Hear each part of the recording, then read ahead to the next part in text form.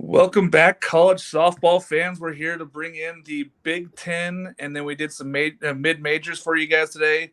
I am joined by Dan Faulkner. Hi. Quinn Rhodes. Hi. Sydney Fields. Sydney's not there. And then I got Jake McKeever behind the scenes right now. He'll join us here in a little bit, but he's back there doing all the producing for us. Sydney's having technical issues. She'll be right with us when she can. Her Wi-Fi went out. So anyway, same panel. You guys know the drill now. You guys have seen us do this show. It's really fun. We get to come in and we get to talk about sports. Hey, you're back. Welcome back, Sid. And you got a new hat on. I like that one. Yeah. So we're going to break down the Big Ten first here. We're going to go through the 14 teams. We're going to discuss this. Then we're going to go into our player of the year, pitcher of the year, freshman of the year, and dark horse. And then we're going to talk about each individual teams. Today, we're also bringing a special segment where each one of our panelists get to break down their own conference. So that's going to be really fun. We're going to have mid-major conferences breakdown for you guys. So we're really excited. You guys ready to go? Let's do it. All right. So we got number 14, Iowa. Not really that surprising that they're at the bottom of this list. They have a good talent, but I think that they're just way behind the rest of these teams. Gwen, when we look at this team, what are we missing here with this Iowa team?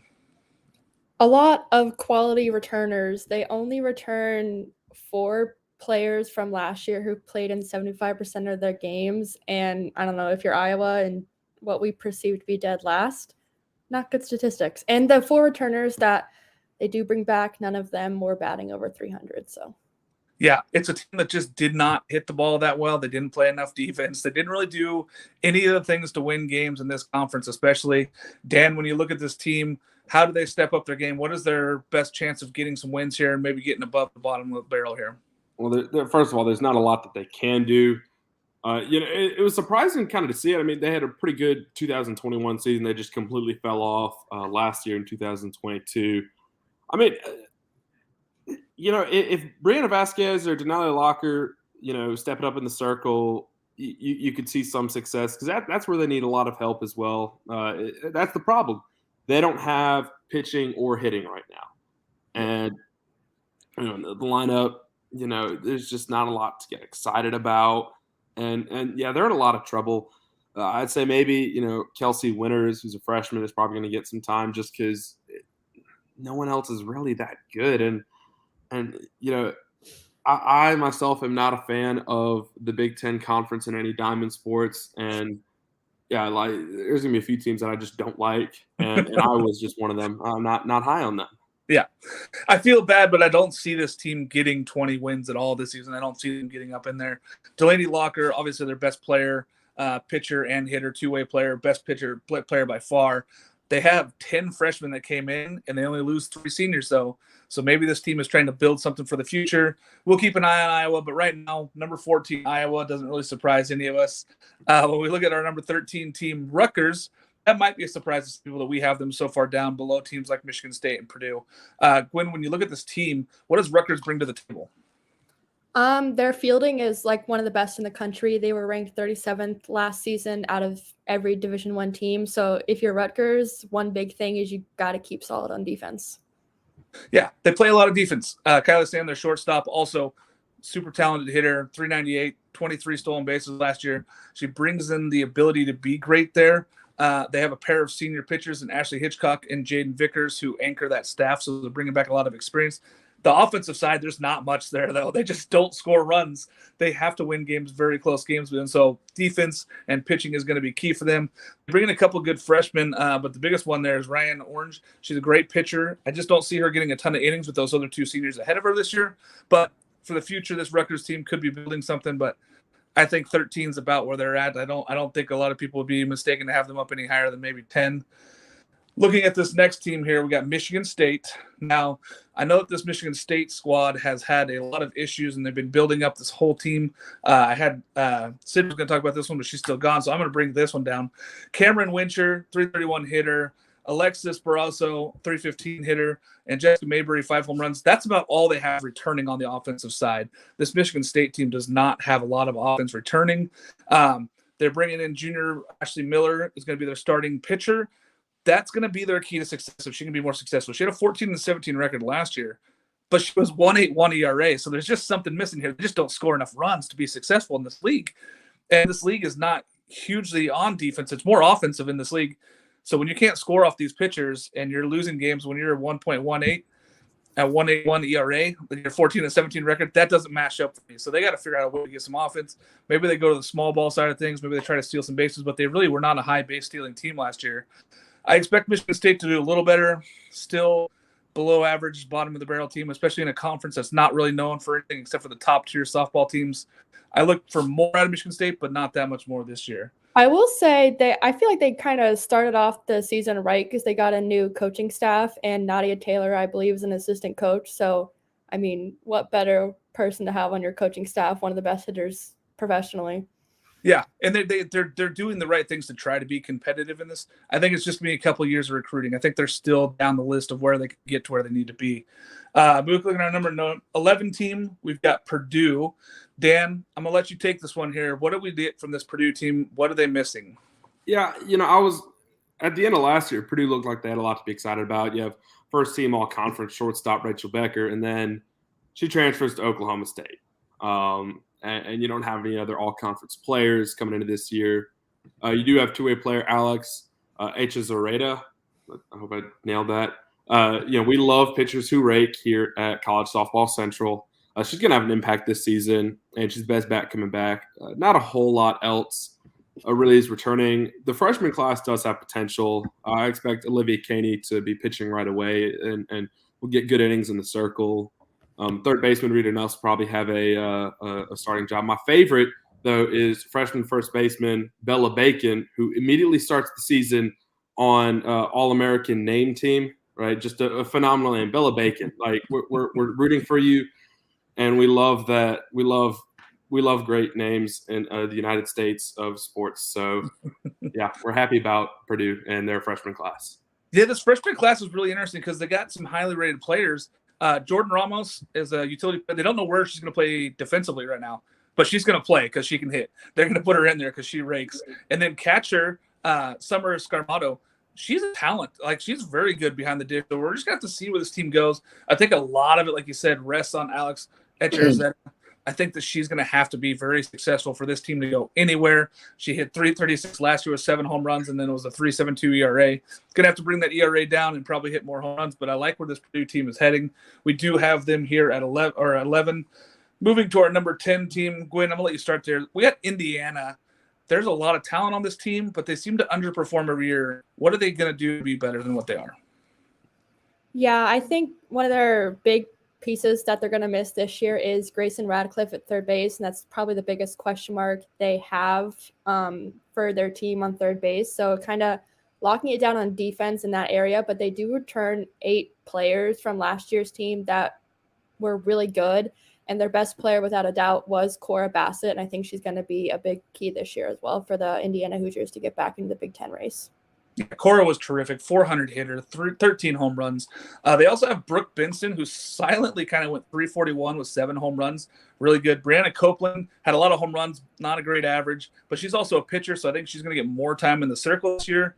They got freshman Chloe Geiger, who hit 17 home runs last season in high school and hit 400. I expect her to have an immediate impact. But this Indiana team has some pieces to be successful, and they have a lot of returning players. I look for them to maybe make a spark and get over the hump here, but there's a lot of the good teams ahead of them. That's why we have them at 10, because there's too many question marks. When we look at our number 9 team, Minnesota, Dan, I know you've been excited about this one. This Minnesota team is exciting in ways. What are we looking at when we look at Minnesota here? Yeah, Minnesota's awesome. The more I look at them, the more I'm excited about them. When I made my rankings a few weeks ago, I was like, Minnesota, I don't think they'll be that great. And then I just look deeper and deeper into it. The more I look at them, the more I just like what they have. The potential is through the roof for this team. And they were pretty good last year. They made it to a regional. They got bounced in the Norman Regional by Texas A&M. And some decent returns as well. The big one that you lost was Chloe Evans. She went to UCF in the transfer portal. But the freshman is who we trust here, right? Right away, Breezy Burnett, who's also on that All-American name team, going to start right away in the outfield. Sydney Short's going to start in the circle. It's probably going to be the ace, actually. And there's just a lot of good things going on for him. You get transfer outfielder Monty Bradley from California. The more I look at them, I just want to move them up. And it depends on the pitching, right? You got to rely on Schwartz and then also a Florida State transfer, Bree Enter. And if they do well, that their pitching is going to be the difference between them being fourth in the conference or all the way down here at ninth. And I think ninth is the floor for Minnesota. Really, that floor, the ceiling, I'd put them up at fourth.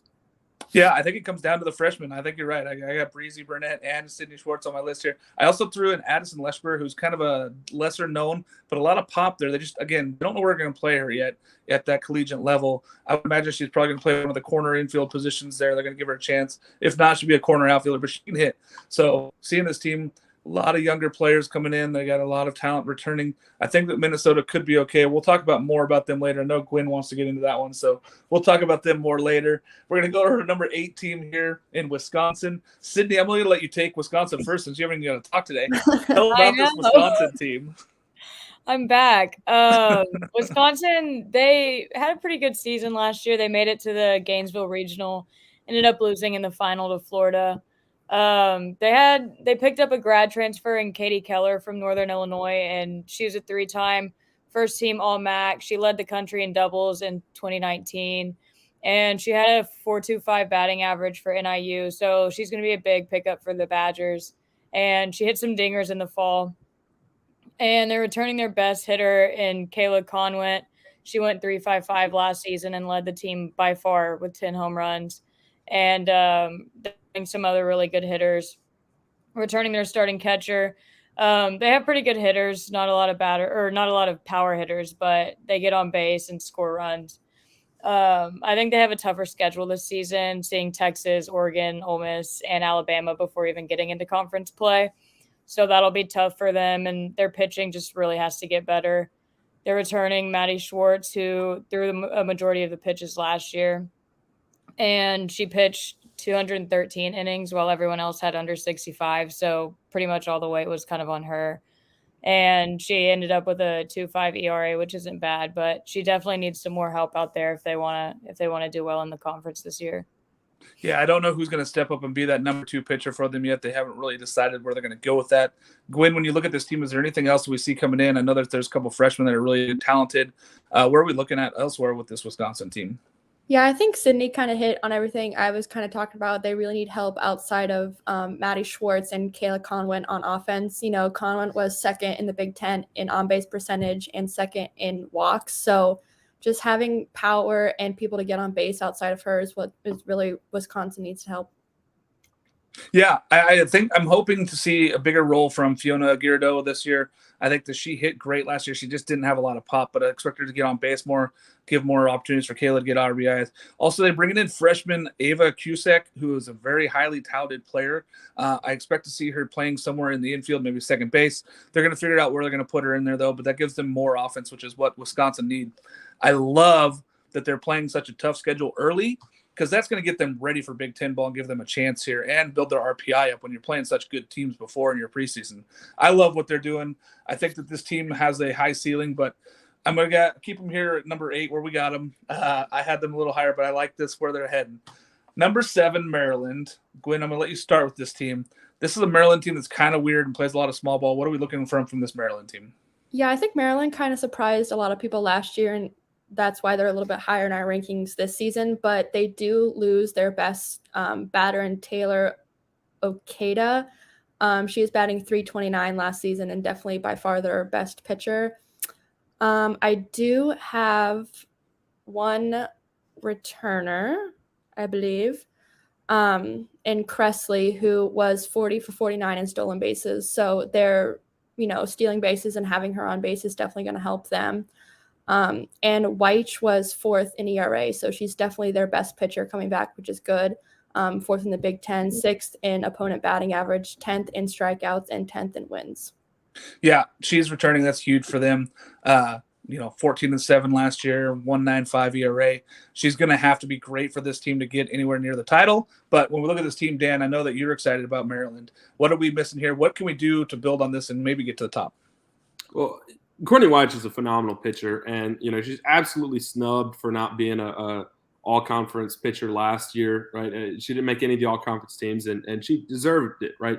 She is their ace, and Maryland's going to need to ride on her shoulders, kind of similar to how USF rode on Georgina Korick, right? Or a lot of these other aces just carry their teams. That's the kind of ability that she has in the circle. Now, this is the pure definition of a small ball team. All their hitters combined for 17 home runs last year, right? Your national leader, individual leader in home runs last year, Jocelyn Alo, had 34, twice as many as this entire Maryland team. So they're the pure definition of a small ball team.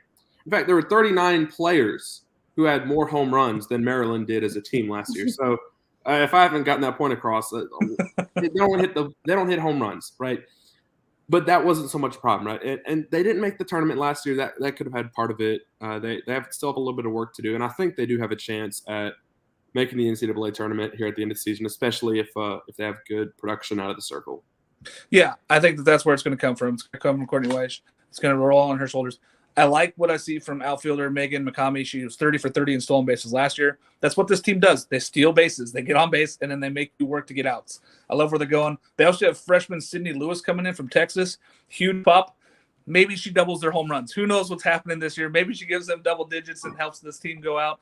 But it's going to take a lot. I think she's going to get a lot of playing time because there's room for her to go out there and play right now, especially with having not a lot of people ahead of her with home run power. So expect that from Sydney Lewis coming from Texas. Big freshman there, so we'll see what happens.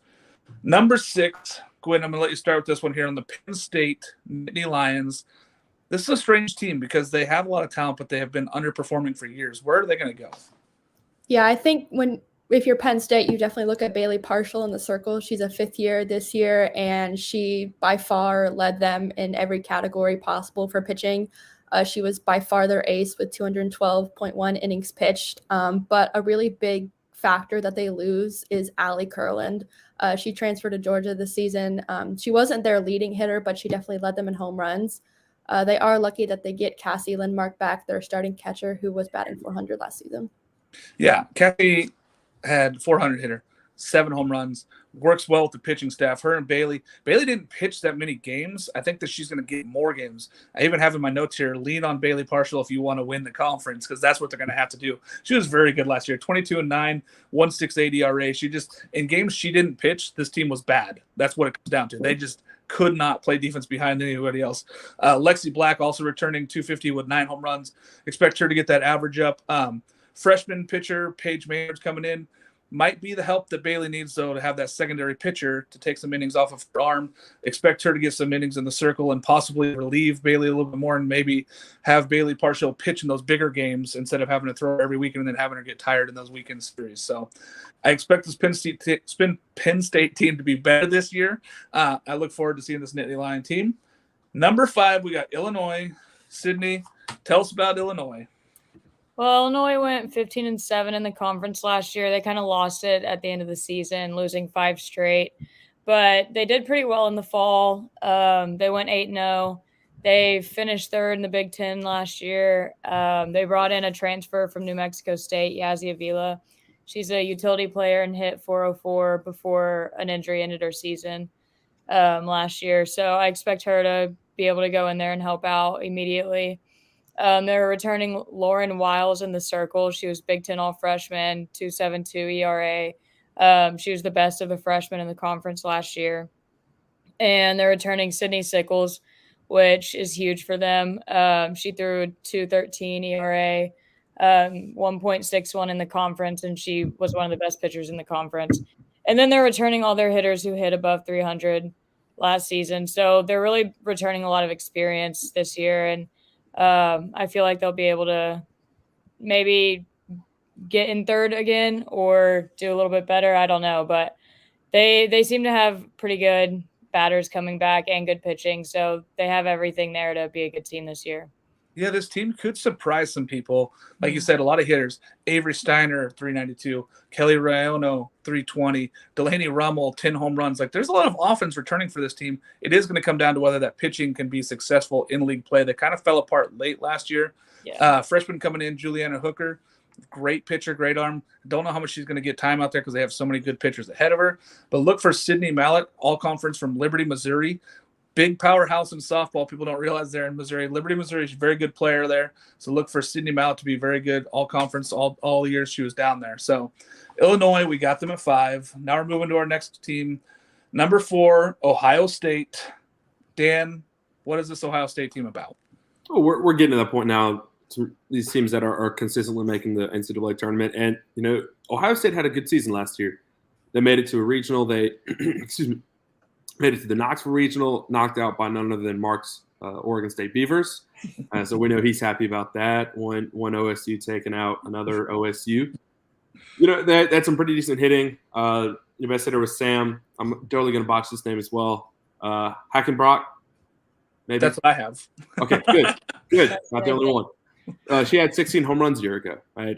You did lose Nikki Carver. You're going to need a boost beyond Hackenbrock and Melina Wilkinson. Pitching is all right. You do need to replace your ace, Lexi Hanley. She's out of eligibility. She had 225 innings a year ago. So took a lot of innings pitching last year. I'd expect Emily Ruck, Allison Smith are 2 names that I'd go with. Maybe even freshman Julia Miller. She was a really good recruit in high school. You do have options there, and I think that's the reason why Ohio State is ranked as high as they are. They just have options, and there's a pretty decent chance they're still going to continue their success. And there's not so much a low floor or a high ceiling. They're right around where they belong. Yeah. Another freshman coming in, Lexi Paulson, had 522 strikeouts in her final 2 seasons in high school ball. That's incredible there. I think that she's going to help them out immediately. Sid, what else can we see from this Ohio State team? Can they get to number 1? I don't think they can get to number 1. My biggest concern with them is pitching. Like Dan was saying, they're going to have to find someone to step up and take that kind of ace position. They do have a lot of options. They have 2 freshman pitchers coming in and a red shirt coming back who was injured all season last year. So it'll be interesting to see kind of what happens there. But they are returning 8 starters and 2 pitchers from last year. So they do have the experience there, but I'm most concerned about their pitching. Yeah, they have a lot of returning players. The pitching is going to be whether they can be a top team or whether they sit in this 4 to 7 range. Another incoming freshman who's very talented is Hannah Church. I don't know if she may not play catch because Sam's back there behind the dish. So I think you're going to see her play some first base and maybe just to get opportunities to hit.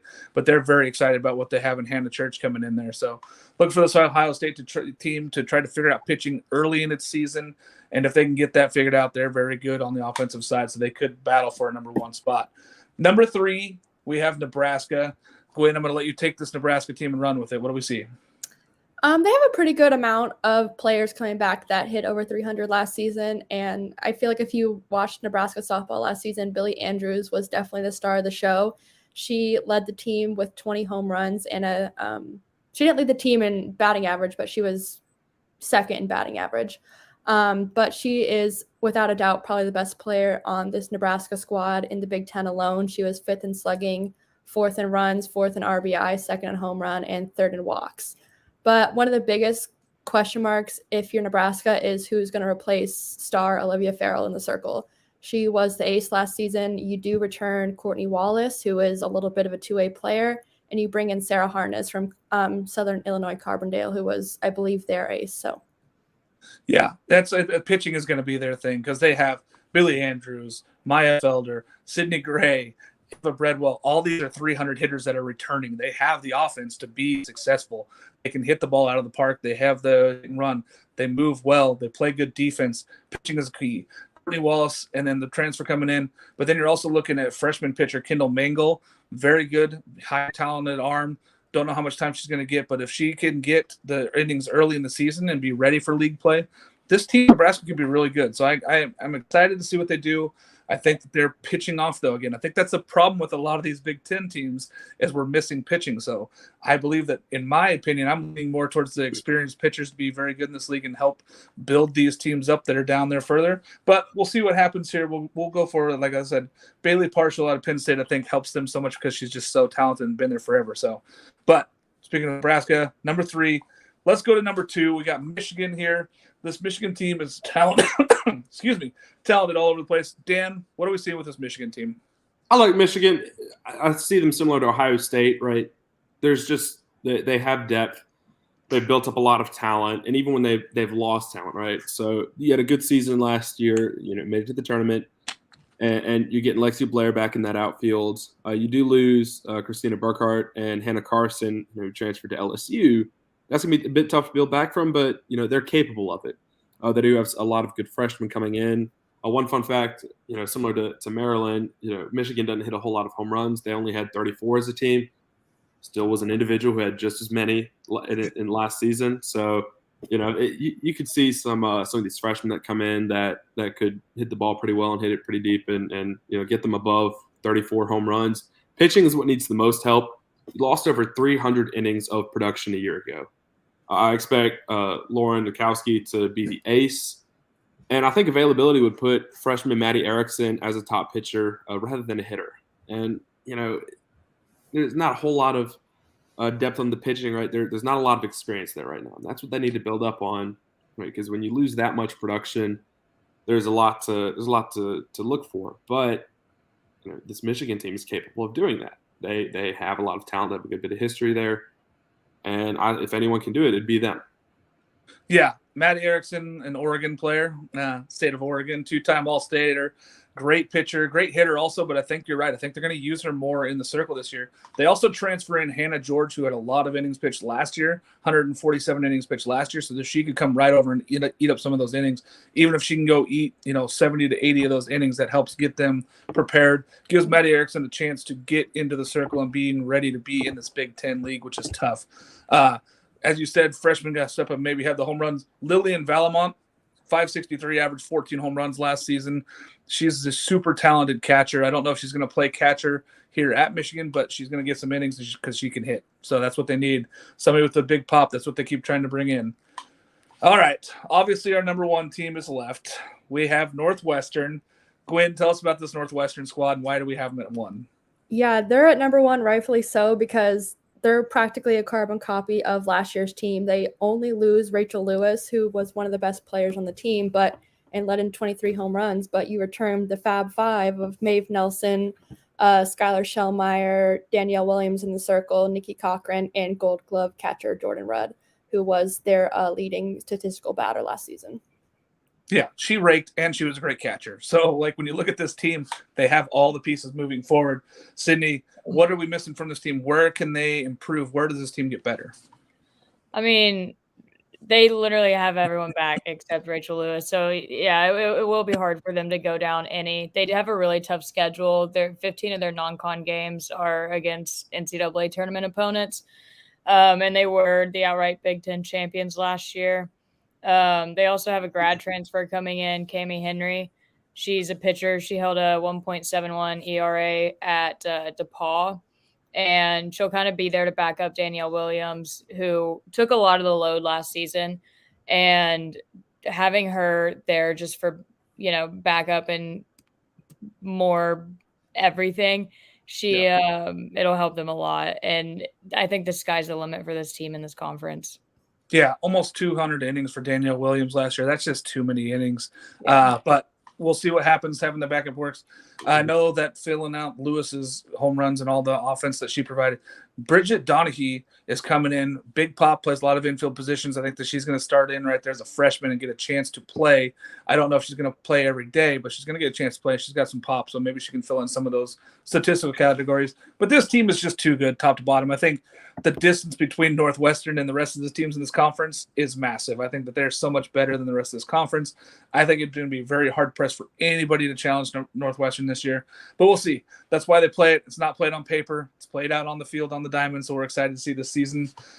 Jake, why don't you join us in here, because we're going to start and we're going to talk about our players of the year, pitcher of the year, freshman of the year, and dark horse. Dan, I know you've been excited about this one all the last 2 weeks while we've been prepping and getting ready for this show. Tell me who your player of the year is in the Big Ten. I could have picked just about anybody in that Northwestern lineup, right, just of how much talent they have. But that's the thing. They just got so many players that there's not one that just stands out as the most extremely valuable right now. So I'm going to go over to Ohio State and pick Sam Eichenbracken because, I stole marks. 1 for 1 so far. We are 1 for 1. Let's see how we keep going. Now, Yeah, she hit the ball well, hit home runs, very good, and Ohio State's going to lean on her, right? And a lot of star potential there. And I think this is the year that it just shows out better than others. I think she's going to hit more than 20 home runs this season, and really help Ohio State, make sure they maintain that top 4 position in the conference. Yeah, I think she's the reason that they have a chance of getting to the top 2 in this conference. 377, 16 home runs. Great choice there. And Sam, Gwen, where are we going here for your player of the year? I have Jordan Rudd. I don't know how you can fall down from a Gold Glove year last year, to be quite honest. And with Rachel Lewis gone, that kind of does leave some room for who's going to step up to be that power hitter. And notoriously, catchers are that power hitter. So I think Jordan Rudd, being a graduate senior behind the plate, she will take this year all for her. Yeah, 370 last year, 8 home runs. Great talent return, like we said. Great behind the dish there. Sydney, where are we going? I also had Jordan Rudd. She got really hot in the postseason last year. I think she continues to play off that. I think her bat is really on the come up, and I think she's going to have a really great year. Love it. I mean, super talented. It's hard not to pick her, but, some of us didn't. I'm glad we went other ways. Jake, where are you at with this player of the year? I wanted to go way, way out of left field, Mark. From the baseball show how I love my middle infielders. So I wanted to go with Kylie Sand out of Rutgers. First team All Big Ten last year. Hopefully I didn't steal your backup there, Mark. You did. It's cool. There's a lot to be excited about with this Rutgers team. I know I've kind of sat back and let y'all talk, but Kaylee Sand really kind of sticks out to me when you look up and down this lineup and in this whole conference. Yeah, 398 hitter from a year ago. Really anchored that entire team from the shortstop position. Coming back and running that middle infield is huge. Super talented. All right, if we're all going to go this way, I'm going to go Billie Andrews from Nebraska. She has a ton of talent. Hits the ball very well, 20 home runs, 330 last year. If Nebraska wants to take on Northwestern this year, it's going to fall on her shoulders to be elite. She's going to need 25 home runs to do it. I think 25 home runs puts her in the title and gives her a chance to be the player of the year. So I'm going to go Billie Andrews there for Nebraska. All right, pitcher of the year. Gwen, I'm going to let you start here with pitcher of the year just because I think you might be taking mine. So I'm going to let you go first here, Gwen. Where are we at with pitcher of the year? Okay, I won't go with my first choice because if I did, it would just be a Northwestern sweep. So I'm just going to go with my second choice, Bailey Partial. I don't know how much help Penn State is going to give her in the circle, so that just kind of leaves her with all the innings like she did last year. And she had a pretty good season last year, so that's my pitcher of the year. Yeah, I have her number 1. I have her winning the league, winning that pitcher of the year. I had a feeling we were on the same wavelength here, Gwen. So I love that pick. I think that if that team's going to be successful, it's going to fall on her shoulders to be very good and pitch more innings this year and be more successful in the Big Ten play. Sydney, who's your pitcher of the year? I went with Illinois' Sydney Sickles. She had a 2.13 ERA and 148 innings pitched.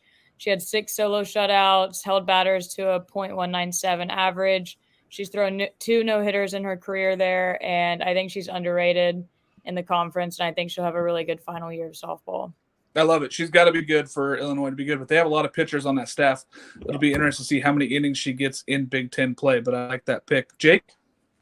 Gwen, I'm going to give you a little PTSD here. I'm going to go with Heather Johnson out of Indiana, a little bit out of left field, but I really liked what I saw last year against Florida State for her. She's really exciting. I think Indiana kind of takes that next step going forward here, and I think she kind of wins pitcher of the year, kind of a dark horse under the radar type of pick. Yeah, this is a very good Indiana team. I think that we have them lower rated because there's just too many question marks, but if she's going to be successful, that's what's going to get them through. Dan? So wait, nobody picked Danielle Williams? Not yet. It was my first choice, but I decided not to go with her. Wow. Too easy. Well, I didn't pick her because, I thought everyone else.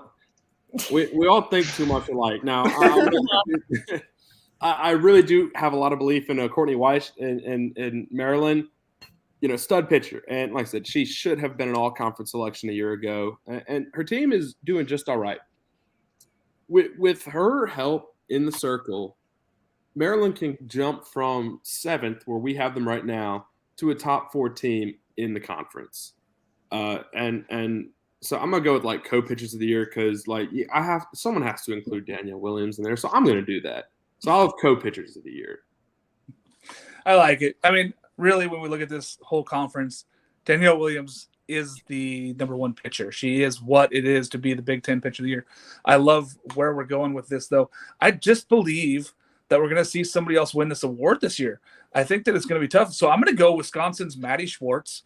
I think if Wisconsin's going to be successful, it's going to fall on her again. She's going to have to be elite for them to be good. But she was 23-12 a year ago with a 2.50 ERA. If she can build on that a little bit, she can be right up there with these top pitchers in this league and maybe steal that award. So I'm going to go Maddie Schwartz. I love where we're going here. Freshman of the year. You know what, Sydney? I'm going to let you start freshman of the year. All right. I'm going with Wisconsin's Peyton Monticelli. She's a 6'2" All-American, 2-time Wisconsin Gatorade Player of the Year. She went 17-3 last season. She threw a .33 ERA as a senior, a .71 ERA as a junior. And she rakes. She hit .456 last season. She had over 800 strikeouts in high school. I think she's an overall beast, and I think she gets immediate playing time there for Wisconsin as they need help with their whole pitching staff. So I think she is going to take over and do really well. I think she's a plug-and-play player. I think she steps in right away. I think that's a big time. We've talked about this award a lot. It is about getting playing time. She's going to step in and get playing time there in Wisconsin. Jake, who we got for freshman of the year? I'm going to go with Chloe Geyer out of Indiana. I did get a little bit of an assist from her through Instagram because her name kind of threw me off guard there. So it is pronounced Geyer. But I really like what I see out of here. You know, we always talk about how it's going to be the opportunity. But when you kind of go above and beyond in the recruiting to bring this girl on campus, you know she's going to get playing time. And I'm really excited to see how she fits in this Indiana lineup. Chloe Geyer was my number one choice, so Wow. I'll go again. But I love that choice. She hit 17 home runs and hit at 400. She's going to get playing time. This team really wanted her in Indiana, and it's an opportunity award because she's going to get playing time. I love it. Gwen, where are we going for freshman of the year? I have Bridget Donahue from Northwestern. You know, according to Kate Drohan, she has been playing at a high level for a while, and she's like a plug-and-play player, like we said, for the Indiana players. So, you know, anywhere on the infield she can play, she will play. Yep. Yeah, I love it. Getting playing time is huge and getting those opportunities. You got to step up, though, when you get those chances in Big Ten play. So that's where it really comes down to who can be successful when they get to this level. Dan, where are we at with freshman of the year? I love this trend that we have going on of just stealing Mark's people for these awards. I wonder if I'm taking your second choice here, going over to Minnesota and taking Breezy Burnett. I think there's going to be an opening in a corner outfield. Oh, I did. Mark should just not do these anymore. Mark should go first. I should Yeah, leave you myself should. out of all these awards, but continue with You Breezy know, Burnett. I just threw that out there as like, it probably won't be Mark's second choice. I just said that for fun. I didn't actually believe that he would be your second choice.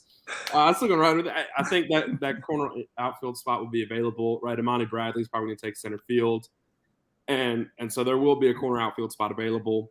You know, I did want to pick Bella Bacon just for the name. I just don't think she'll be starting yet.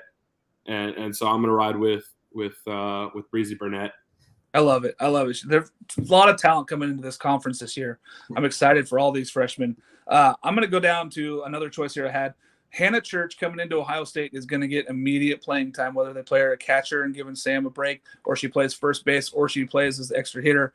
She's going to get immediate playing time. So I like Hannah Church getting a lot of offense there, maybe helping push this Ohio State team to get to where they need to be, giving Sam Hackenbrack a little bit of a break there. So I'm going to go Hannah Church, my freshman of the year at Ohio State.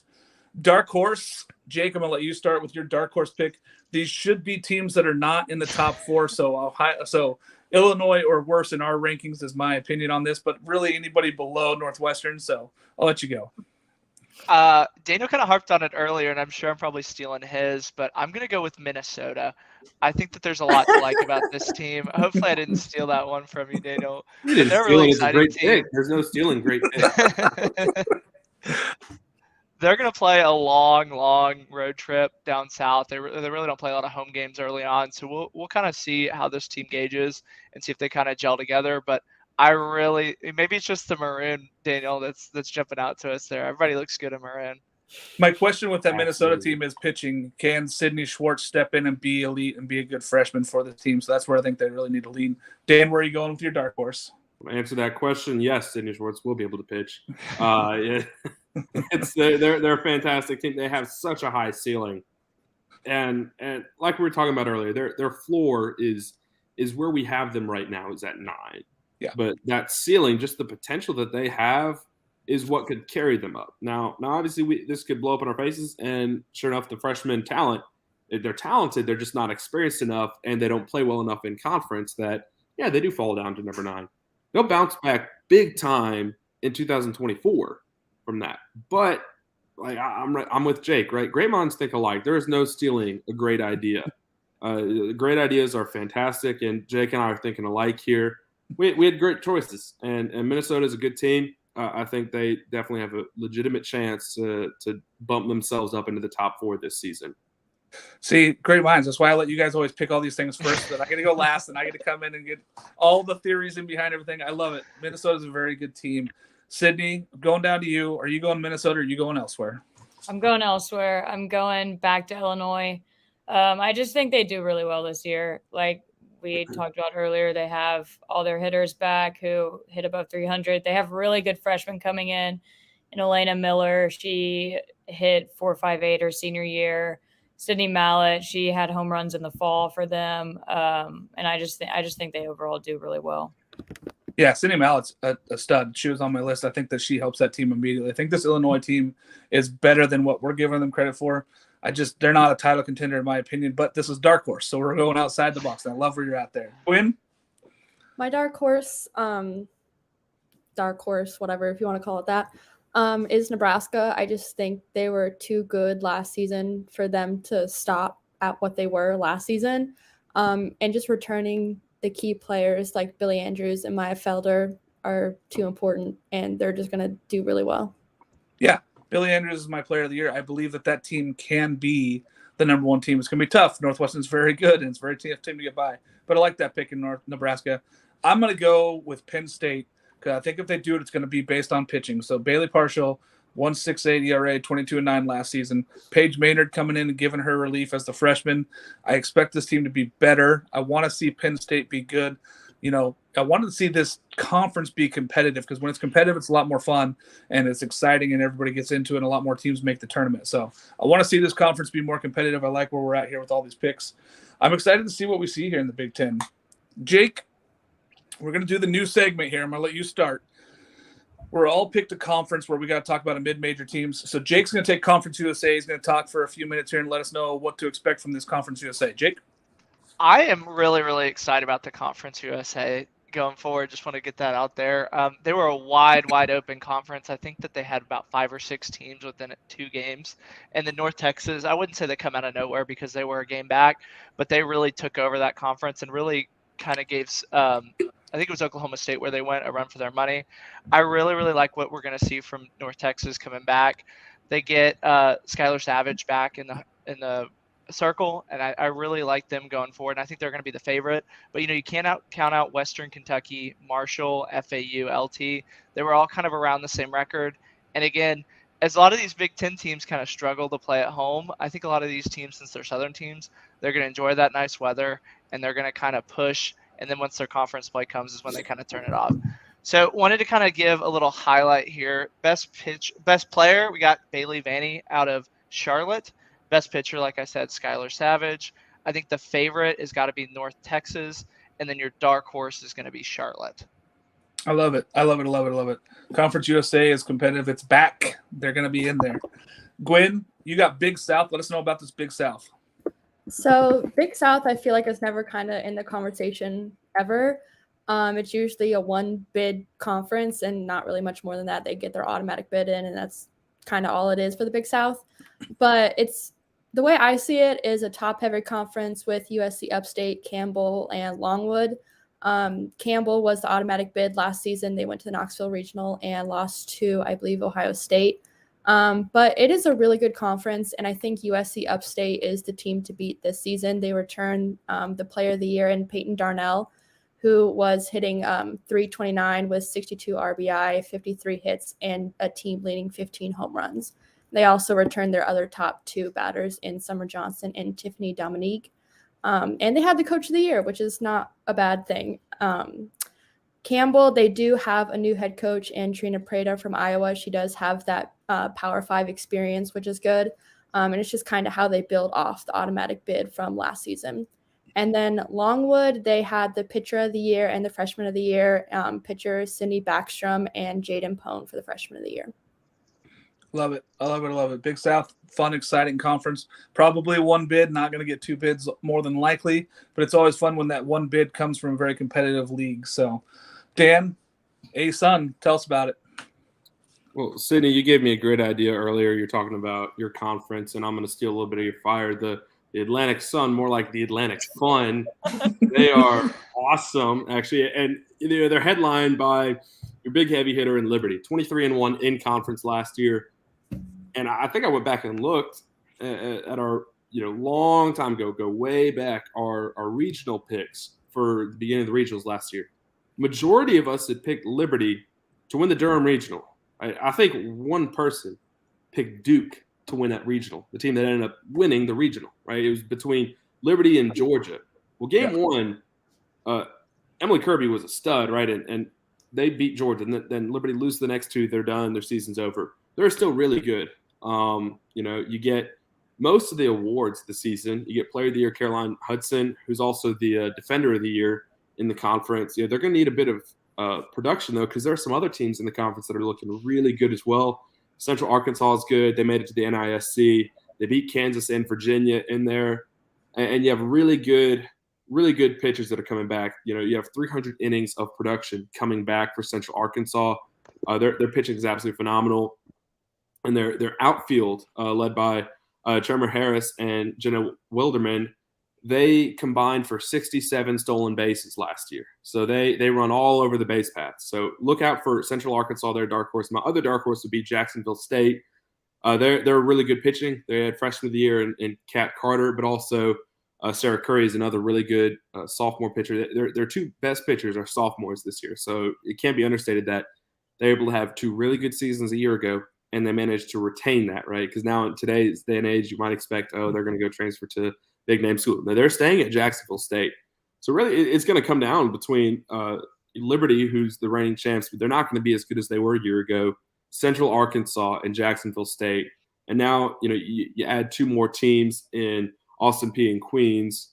Don't really expect a lot from them this season, but between those top three right there, it's going to be an exciting season. And really, I'm going to say it, I think they can get 3 teams in the tournament this year between those 3. Ooh, that's pick. a hot take. That is a hot take. We're gonna have to somebody clip that one for us when we get later. We're gonna put that one on blast later. 3 picks from the ASUN. I tell you what, that would be A-okay with me. We'll see what happens there. Sydney, tell us about the Sun Belt. The Fun Belt. Their teams actually aren't that fun. Louisiana is the best team in this conference, and I don't think anyone is really catching up with them. They do add James Madison to the conference this year, which will be interesting to watch. Kind of those two teams battle it out for number one. But last year, Louisiana went 23-4 in the conference. They went 47-13 overall. They have a great squad year in and year out, and they were really young last season, and they're bringing back a lot of that talent, and they have tournament experience now. They fell to Clemson in the Clemson Regional Championship. They're always kind of a dark horse in the softball world, in my opinion. They usually get in there and make a little bit of noise in the tournament. But James Madison coming into the conference, they picked up 4 transfers in the portal, including 2 pitchers, one from USF and one from Georgia. They lost their better pitcher, but if they want to do well, they have to get production out of those transfers. And then Texas State is kind of like a dark horse for me in this conference. They did go 19-8 in the conference, but ended up finishing 3rd behind South Alabama. They went 39-19 overall, lost to Louisiana in the conference finals. Which is not, they didn't have a bad season at all. They had really good pitching, and they're returning both of their starters, Jessica Mullins and Carson Pierce. So there'll be 2 girls to watch in that conference. Mullins threw a 1.8 ERA. Hitting needs to improve to get to Louisiana level. But other than that, there's not really a whole lot of competition in this conference. There's Troy, Appalachian State, Georgia State, Coastal Carolina, and none of them really make a lot of noise in the softball world. So I think it'll be dominated by Louisiana, James Madison, and Texas State. I love it. I love it. Speaking of James Madison, my mother is a James Madison Scholar Award winner, so that's pretty cool. Just a side note to make it fun, the Fun Belt. All right. Yeah, pretty cool award. So shout out to my mom, who's really smarter than me. I'm taking the AAC, the American Athletic Conference. I love what I saw last year. UCF was superstars.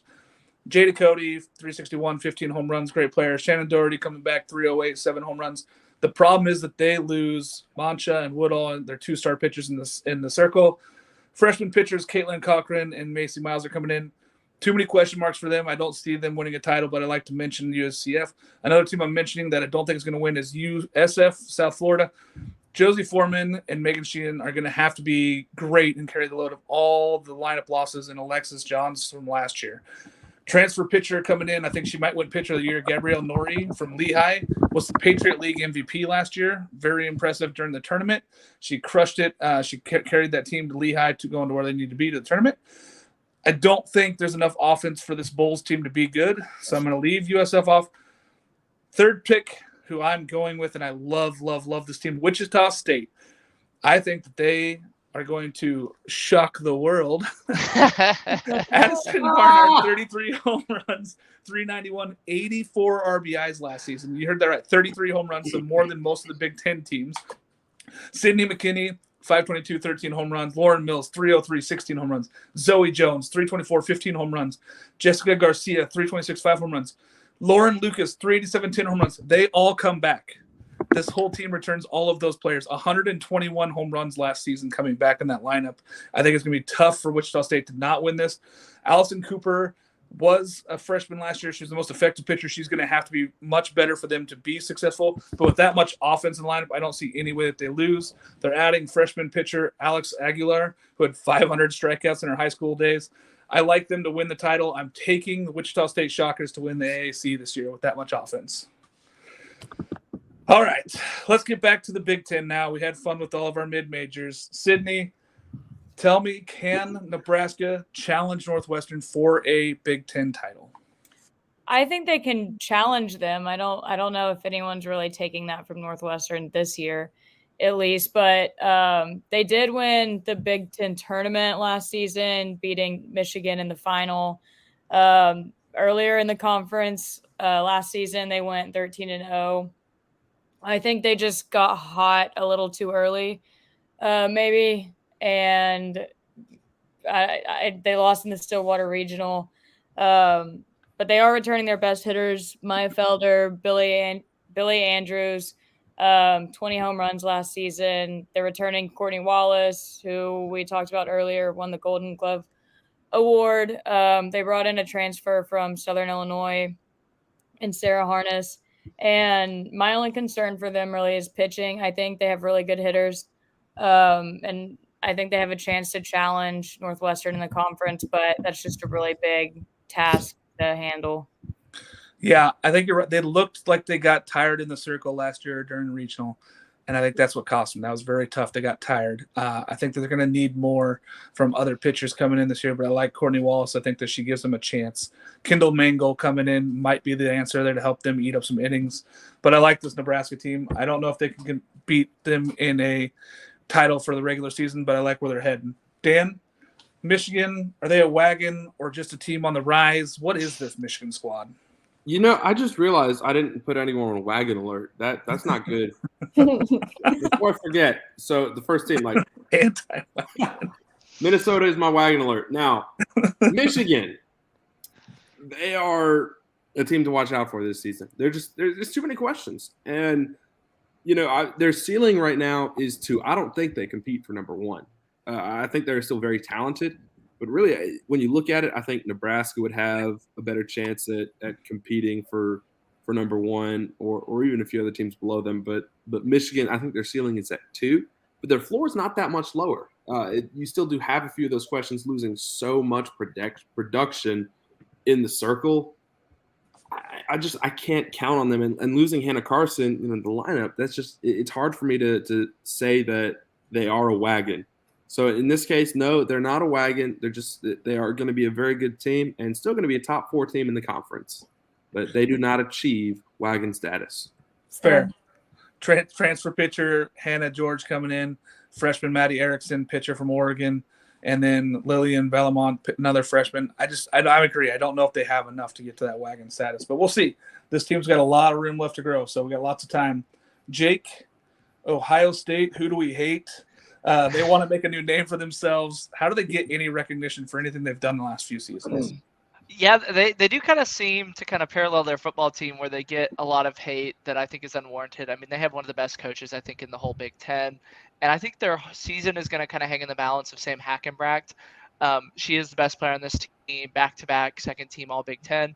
But I look for Maggie Oddie to kind of step up and be a little bit better hitter. I know she hit down in the 220s last year, started all 53 games for them and provided some defense for them. But I really look for her to kind of make a bounce back year. And I think that's kind of where the respect is going to start for Ohio State. And I think the biggest respect is they're going to go a month and a half without playing at home. It seems like they're just going to be the traveling road show like the Savannah Bananas. And if they come out with a great record, I think they're going to earn a lot of respect. 6 weeks on the road. I think if they win 2/3 of those games, they'd be very happy to come home with 2/3 of those wins. That's very tough to play your first 6 weeks on the road. But these northern teams, that's what they have to do. You go visit those schools in March and they're covered in snow and it's super cold and it's miserable to play out there. You're breaking bats left and right. So I'm sure they're just dying to get out of Ohio. So I'm sure that really wasn't that hard to convince them. Fair. They got to go play in like Texas and Florida. Those are good places to play. So nobody hates that. Gwen, you have Minnesota very high. I know a lot of people on this particular podcast love Minnesota. We just don't trust them enough right now. What makes you a Golden Gopher believer? Brianna Enter, our Florida State Queen transfer. But in all seriousness, I do love the Brianna transfer from Florida State. She didn't get that much time, but just extra Power 5 experience in the circle behind Autumn Pease is super important. You do return Natalie Denhartog and Sydney Strelo. So you do lose Chloe Evans, like we said, to UCF. But just extra help in the circle, I think, is what is going to help Minnesota. And Minnesota's been a pitcher team in the last several years. So just kind of getting back to that storyline for Minnesota is what's going to help them. Pitching and defense and enough offense. That's what you're looking for in the Big Ten this year, I think. Sydney, when you look at this Illinois team, are they a contender? Are they a pretender? I know you love them. How can you convince me? I think they're a contender for sure. I've talked about them over and over. They're my dark horse. I just think they have a ton of talent and a lot of experience. From reading things that the upperclassmen have said, the freshmen seem to be working really well already, and they seem to have a lot of talent. They made the tournament last season. They have all the components there to be a great team in the conference, and I think they should be ranked a little bit higher. Yeah, I mean, they got a tough schedule. But, coming into this conference, all you have to do is be competitive. They have a lot of offense returning, and then they got Sydney Sickles, very talented. I think that's going to be good for a while. I think that this team is going to be good. I'll buy into your contender for the first half of the season, then I'll let you know where I'm sitting at here May 1st. Dan, Maryland is interesting this year. What is their ceiling? Where can they go? Like, is this a team that's going to be just sitting at 7 all year for us and just blah? Yeah, I don't know. Like, it is tough to really predict where they will go. We keep talking about these small ball teams, right? And there's only one that we've said all year or all our previews so far that is going to do very well, and that's Florida out of the SEC. Every other team that we've talked about, if I remember correctly, we said, "Oh, small ball, they're not gonna do that great." But then you have just really good pitching. So they're really good in one aspect, but to dominate in your conference and to do well in the NCAA tournament, you need to be a complete team. And that's the problem. I just don't think Maryland is that complete team. They get on base pretty well, but the problem is you have to score runs. And if you're pitching as well as Courtney Weich's and you're still, a 14-7 record, that's a problem. That is a big problem. And so if they can get some improvement at the plate with some of their freshmen, then hey, let's jump on the Maryland bandwagon and let's call them a wagon. But until then, not a wagon. I agree. I think if Sydney Lewis can come in and give them double-digit home runs, that gives them enough pop to be competitive with how much speed they have at the top of that lineup. It's going to be tough for a freshman to come into this conference, though, and get double-digit home runs. That's just really tough ask to come in and say, hey, we're putting all of our hopes and dreams on your shoulders. Good luck. Go get them. But I look forward to seeing where this Maryland team is. I in my heart of hearts, I still have them at 7. I don't have them changing up, high or down for anywhere from there. So, Jake, Penn State, can they crack the top 4 in the Big Ten? What is their keys? I'm gonna be honest. I think their key, it really just, and this is a ton of pressure for a college kid to deal with, but I think that it's all gonna come down to their pitcher that they have, and this is gonna be a very, very boring Penn State team to watch. It's gonna be a lot of low-scoring games. They really don't steal a ton of bases. They really don't hit a lot of home runs. They don't walk a ton. There really isn't one thing that kind of sticks out and glaring at you and says, okay, this is offensively the team, what we're going to do. So it's going to be a very, very boring team to watch. That their pitching is going to keep them in a lot of these games, but I'm not looking forward to watching Penn State play, if I'm being honest. I'm not going to lie. I had Penn State number 4 in my rankings. I think Bailey Partial. I think I'm just sold on her being a great pitcher. I think she's really the only one. perfect. Yeah. Other than that, there's really not someone that jumps out to me. She's got battery mate Cassie Lindmark back at 400 hitter, 7 home runs. She's going to have to be more productive. Then she's going to have to get double-digit home runs. But that battery could win a lot of games there in that league. So I love Penn State. I was hoping you'd go higher here on Bailey, but I get it. But it is all on her this year. So that's a lot of work to be putting on somebody. Gwen, Cora Bassett is amazing. She's awesome, but can she carry Indiana to where they want to be, which is tournament bound? I don't know. Last season, Indiana lost in the Big Ten tournament to Penn State, and they didn't have a good record in conference. They had a decent record overall, but kind of barely above 500. And it's a lot to ask one player to push you to the tournament and get you out of the conference tournament by itself, let alone. So Cora Bassett being a 400 hitter last season, I don't know if that is enough. You probably need like Brooke Benson or Taylor Minnick to step up if they want to get out of the Big Ten tournament. Yeah, they got the 2 freshmen coming in, Chloe Geiger and Avery Parker, who both had tons of home runs in their high school careers. That's coming in to maybe help out. But I agree, it's a lot of pressure to put on Cora to ask her to take this Indiana team and really carry them, especially when you're not a pitcher. It's really hard to put that on somebody. So I want to see where this Indiana team goes. I think that they're maybe a 40-win team if they can really nail down, but they're more realistically probably a 30-win team. So, all right. The last question I'm going to ask each of you guys. I want to know answers from everybody. I want to know why. Clearly, everybody watching this knows we left Northwestern out of all the questions. So, Jake, I have Northwestern set at 41 wins. I want you to pick over, under, or even, and tell me why. Over. They won 45 games last year, and they're even better this year. I think the Big Ten as a whole is even further down this year. Outside of, I think, Indiana, there really aren't a lot of teams that I think got better. So I think it's going to be an easy over. Okay, Dan? Yeah, I'm riding the over. I think there's a pretty decent chance to make it back to Oklahoma City. And if they're back in Oklahoma City, then it's obvious that they made that 41 mark. They made above the 41 mark, at least 42. And, yeah, they just stayed good. They're still good. So I got to ride with them as above 41 wins. They are elite. I don't think Vegas is going to hire me anytime soon with the 41 over-under. Gwen, where are you at? I don't know, because I feel like once they get in conference, they can kind of ride a freshman or, have Danielle Williams. But I think outside of conference, they're at the ACC Big Ten in Clemson. They have Notre Dame and Clemson, which is kind of a tough task. And that they're at the NFCA Leadoff Classic. They have a pretty tough non-conference schedule. And you're going to have to really ride Danielle Williams for those games. And I think kind of last season and seasons past, they have her number figured out a little bit. But I think they're at over 41 wins. Barely. Okay. Sid? I think over. I don't think there are a handful of games I can see them losing, like non-conference, but I think other than that, they're going to be smooth sailing. I don't think they're going to lose a whole bunch of games, and I think they're definitely going to hit over the 41 win mark. I'm going to go opposite of my entire panel today. I'm going under. I think that this conference is going to be tougher for them this year. I think that they're going to be a little bit more leaning on how good they were last year and not really playing in the moment. They have a lot of tough preseason games, like when we talk about. Those are not easy preseason games to go out and win those games and be good early. And then after those tournaments, they still have a tough preseason schedule before they get into the conference play. I'm going to go under. I'm going to go 39 wins on this team. I think that they are good. I think that they still end up winning the conference, but I think it's a lot closer than people think this year. So I'm going to go under. All right, Jake, any last words for us for the Big Ten or any conference plays? Out of all the sports, I think Big Ten softball is kind of going to be my favorite because I'm really not a Big Ten football guy, not a Big Ten baseball guy. So going forward, I think Big Ten softball is going to be where I kind of hang my hat.